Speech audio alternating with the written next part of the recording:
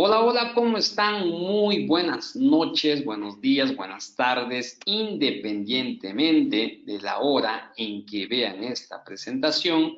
El día de hoy, el Club de Auditores Hispanos presenta la primera sesión del curso virtual Prevención, Detección e Investigación del Fraude en la Organización. Curso de 12 horas que se realizará en 4 sesiones de 3 horas cada uno a cargo de la doctora Nail Ruiz Saavedra de Colombia, contadora pública de la Universidad Nacional de Colombia con especialización en contabilidad financiera internacional de la Pontificia Universidad Javeriana. Para nosotros, como siempre, un honor, un privilegio poder contar con el apoyo y la colaboración de la doctora Nail Ruiz a favor de nuestros clientes suscriptores de la membresía del Club de Auditores. Doctora Nail, ¿cómo está? Muy buenas noches. Tiene usted el micrófono habilitado. Iniciamos con esta sesión que nos convoca para el día de hoy. Muy buenas noches a todos ustedes. El día de hoy iniciamos el curso de preparación, detección e investigación del fraude en la organización.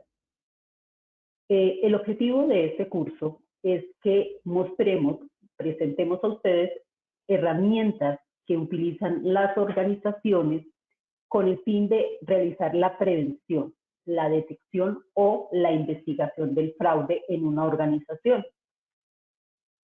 ¿Cuáles son esas herramientas? La herramienta quizás más principal que debe tener en cuenta una organización es el control interno, es la identificación de los riesgos inherentes a la operación de la organización. Es decir, si tenemos una compañía que importa mercancía y se dedica a la distribución de esa mercancía, pues el riesgo inherente al cual esa compañía va a estar sujeta puede ser el riesgo de la diferencia en cambio, el riesgo de pérdida de pronto por alguna persona encargada del inventario que manipula la información financiera, que puede incluso vender por debajo, etcétera, etcétera, vender por encima.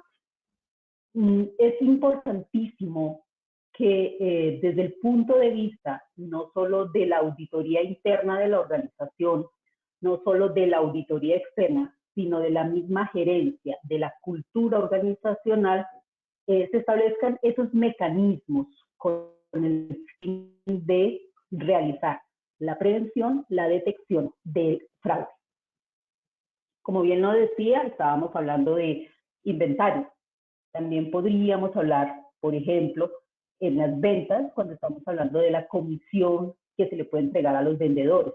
Incluso el mismo valor razonable de la empresa, con aras de pronto mostrarle a los futuros inversores que la compañía muestra solvencia, muestra liquidez, cuando en realidad es solo una presentación de papel. La realidad económica, en el caso específico de las entidades, de las organizaciones que son proveedoras de servicios y de bienes ante el Estado, pueden utilizar información financiera fraudulenta para ganar ese tipo de licitaciones, pero en realidad son organizaciones de papel. Entonces, en este caso específico, el Estado, que también es una organización, ¿cuáles son esos mecanismos que tiene? ¿Cuál es ese mecanismo de control interno?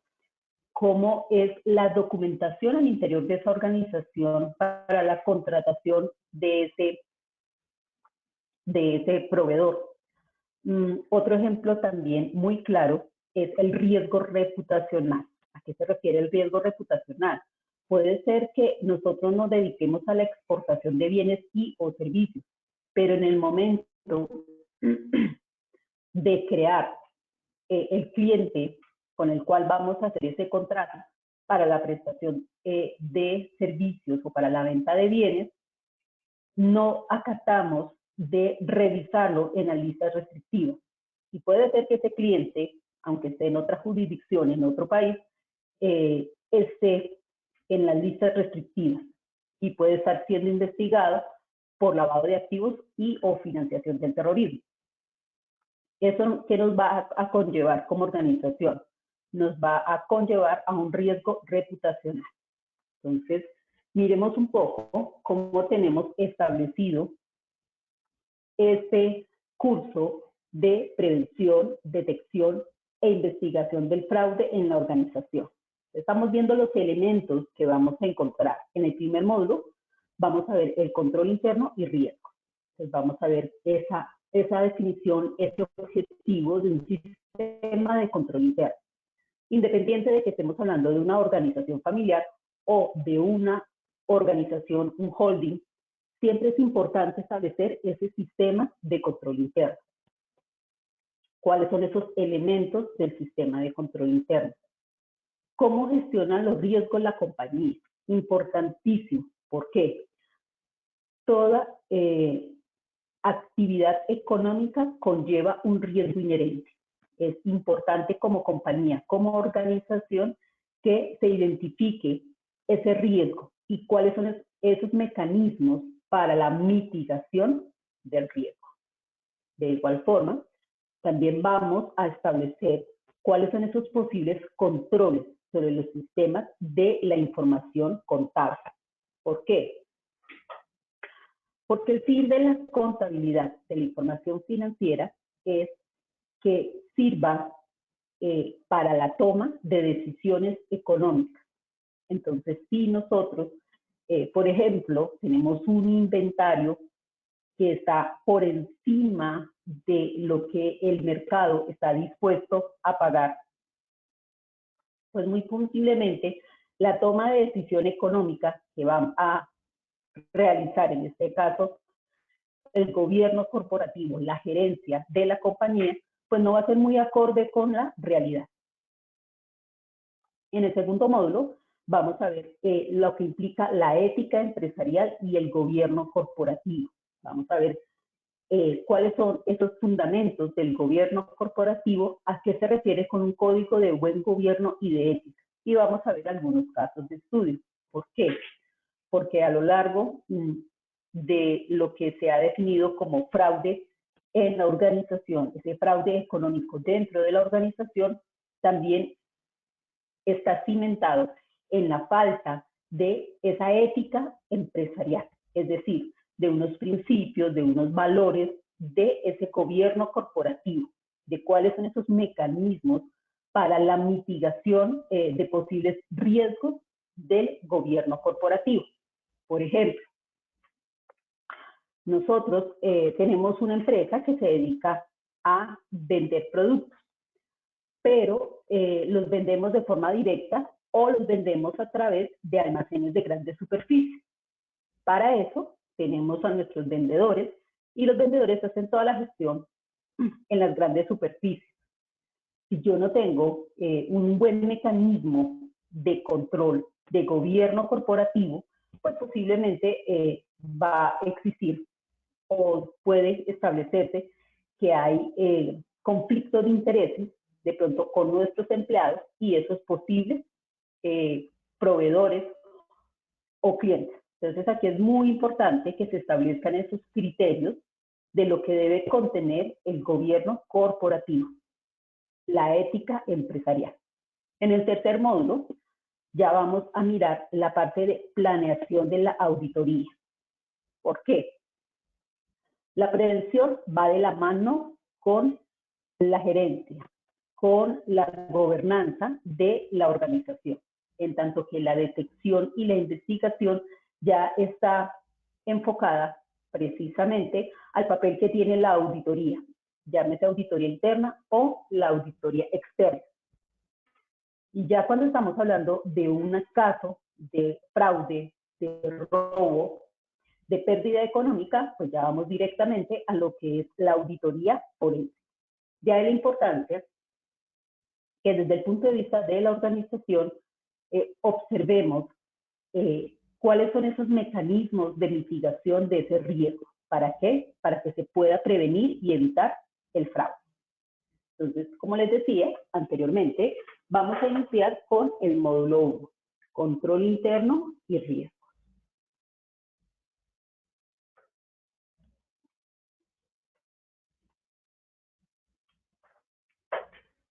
¿Cuáles son esos modelos de control interno que actualmente tenemos? La ley de Sarbanes-Oxley, el modelo COVID, el modelo Cadbury, el modelo COCO o la guía TUB. En Colombia tenemos el modelo de estándar de control interno que proporciona pautas para la planeación, gestión y evaluación y seguimiento. Y pues tenemos ese modelo cimentado en el modelo integrado de control interno para Latinoamérica. La elección de ese modelo de control interno pues depende de los objetivos, de las características de cada organización. ¿Cuáles son esos sistemas de control interno a nivel general? Es un conjunto de políticas, principios, normas, procedimientos y mecanismos de verificación establecidos por la junta directiva o la alta dirección para proporcionar un grado de seguridad razonable. ¿Por qué? ¿Qué es lo que se busca con este sistema de control interno? Mejorar la eficacia, la eficiencia en las operaciones de la compañía, prevenir y mitigar la ocurrencia del fraude, realizar una gestión adecuada de los riesgos, aumentar la confiabilidad y la oportunidad de la información generada por la compañía. Primer punto, como auditores, ya seamos auditores internos, como parte de la gobernanza de la compañía, lo primero que tenemos que establecer es, yo como gobernanza tengo un sistema de control interno que cumpla esos objetivos. Es lo que tendría que empezar como gobernanza, como parte del gobierno corporativo, como gerencia de esa organización, mirar cuáles son esos mecanismos de control interno. Por ejemplo, nosotros vendemos llantas. ¿Cómo es la parte de importación de llantas? ¿Cómo se realiza? ¿Es una documentación adecuada? ¿Se están manejando una serie de calificación y evaluación de los proveedores? ¿Por qué? Porque la eficiencia y la eficacia del proceso de importación de esas llantas, pues va a mejorar las operaciones de la compañía. ¿De qué me va a servir tener un adecuado proceso de importación de llantas? Que es en el caso específico al que me estoy refiriendo en este momento. Pues que nos sirve para prevenir y mitigar la ocurrencia del fraude. ¿Por qué? Porque puede ser que la persona encargada de la gerencia de compras, de comprar ese inventario de llantas para la venta, pues puede tener conflicto de intereses de pronto con el proveedor o con la persona que realiza la importación. Entonces ahí vamos a tener una serie de riesgos. O si hacemos la importación directa, de pronto la persona que está firmando ese contrato para la compra de esas llantas no ha verificado en la lista restrictiva si ese cliente tiene algún problema frente al lavado de riesgos o financiación del terrorismo. ¿Esto qué implica? Pues que también vamos a tener en cuenta que esa información financiera pues va a ser más confiable y más oportuna. Eso desde el punto de vista de la gobernanza, desde el punto de vista de la gerencia. Desde el punto de vista del auditor, pues lo primero que va a hacer el auditor es hacer un checklist respecto a qué, respecto a si existen esos mecanismos de control interno, ¿para qué? Para mitigar, para prevenir el fraude. Si hay una adecuada gestión de esos riesgos.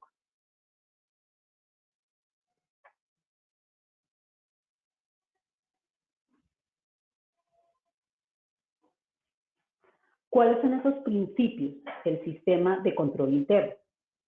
Autocontrol. Es la capacidad de los funcionarios de la compañía para evaluar y controlar su trabajo, detectar desviaciones y efectuar correctivos. Sigamos con nuestro ejemplo de importación de llantas. Como las vamos a distribuir y tenemos diferentes almacenes, puntos de venta, incluso en grandes superficies, entonces, ¿cómo hacemos ese autocontrol? ¿Para qué? Para la venta de ese inventario. ¿Cómo los funcionarios de la compañía llevan a cabo esos procedimientos de autocontrol? ¿Para qué? Para que no haya pérdida en el inventario, de pronto que se haya deterioro en el inventario, etcétera, etcétera. Autorregulación. Es la capacidad de la compañía para aplicar métodos, normas y procedimientos que permitan el desarrollo, la implementación y el mejoramiento del sistema de control interno. ¿Esto qué significa? Significa que tenemos que realizar a través de comités cómo podemos, a través de ese método que es la DOFA, debilidades, oportunidades, fortalezas y autorregulación, cómo podemos implementar y mejorar ese sistema de control interno. Entonces, ¿cómo lo podemos hacer? Lo podemos hacer a través de comités. ¿Por qué? Por ejemplo, volvemos nuevamente a nuestros puntos de venta de llantas. En nuestros puntos de venta de llantas podemos vender a crédito, pero para vender a crédito tenemos un procedimiento para la creación del cliente. Lo primero que tenemos que hacer es verificar que los funcionarios de la compañía realicen un adecuado estudio de crédito a cada cliente. No pueden simplemente por vender pasar por encima de ese procedimiento. ¿A qué se refiere la autorregulación? A que nosotros como compañía tenemos que estar monitoreando ese adecuado control interno. ¿Cuál es ese control interno?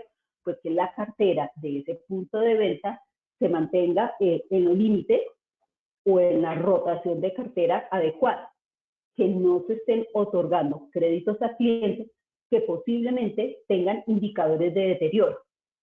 Entonces, ahí es importante que ese principio del sistema de control interno esté articulado con los procedimientos de la compañía y que adicional existan mecanismos para establecer si ese sistema de control interno es efectivo. Autogestión. Apunta la capacidad de la compañía para interpretar, coordinar, ejecutar y evaluar de manera efectiva, eficiente y eficaz su funcionamiento. Entonces, aquí, ¿cómo lo vamos a ver? Lo vamos a ver a través de indicadores. Vamos a realizar indicadores. ¿Por qué? Porque nosotros, como compañía, podemos, por ejemplo, realizar inventarios sorpresa. ¿Para qué? Para mirar si la compañía ha efectuado de forma adecuada esos procesos, esos procedimientos de control interno. ¿Cuáles son los elementos del sistema de control interno? El ambiente de control, la gestión de riesgos, las actividades de control, la información y la comunicación, el monitoreo y evaluación. ¿Esto qué significa? Significa que como organización debemos desde el momento cero establecer cuáles son esos mecanismos de control con el fin de gestionar y mitigar el riesgo. Entonces, lo importante desde el punto de vista de gobernanza es que la gobernanza, la gerencia de la organización establezca esos mecanismos de control. ¿Para qué? Para que la información financiera y la adecuada comunicación se lleve a cabo. Veamos un ejemplo. Entonces, supongamos que nosotros vamos a ver el proceso de venta. ¿Qué es lo primero que tenemos que hacer? Vamos a identificar el riesgo. ¿Cuál es el riesgo que vamos a identificar? Pérdida económica por incumplimiento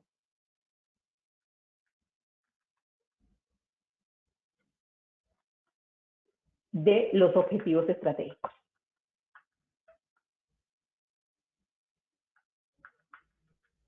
Entonces, aquí, en nuestros elementos del sistema de control interno, dentro de nuestro ambiente de control interno, lo primero que estamos haciendo es identificando el riesgo.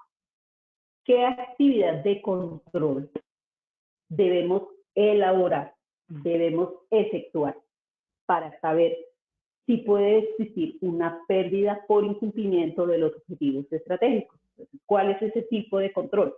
Entonces, lo primero que